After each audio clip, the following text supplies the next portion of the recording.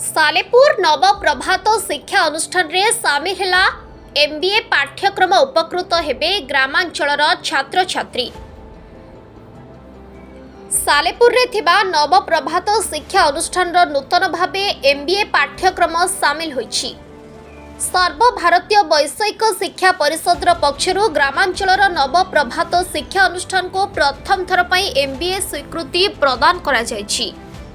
एहानी अनुष्ठान प्रतिष्ठाता मानगोविंद पंडा सर्वभारतीय वैषयिक शिक्षा परिषद को कृतज्ञता जणाइबा सहित ग्रामांचलर छात्र छात्री उपकृत हेबे बोली प्रकाश करिसेंती। मु engineer Managobinda Panda, chairman Nabaprabhat group of institution Salepur Cuttack. विगत 20 वर्ष धरी सालेपुर ठारे वैषयिक और धंदामूलक शिक्षा प्रदान कर आसुथिबा समय चलित वर्ष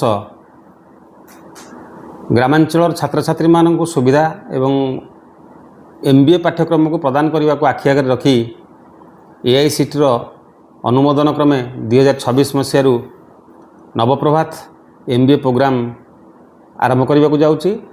एथिपाई मु सर्वप्रथम एआईसीटी चेयरमैन को धन्यवाद देवी जहाँकि सालेपुर भली ग्रामांचल एक एमबीए प्रोग्राम खोलिया अनुमति देथिबारु।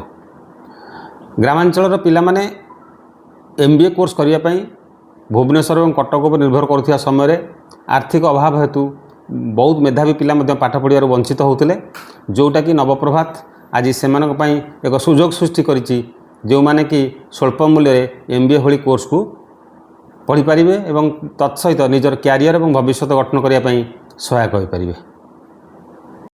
ब्यूरो रिपोर्ट सत्य जोड़िसा।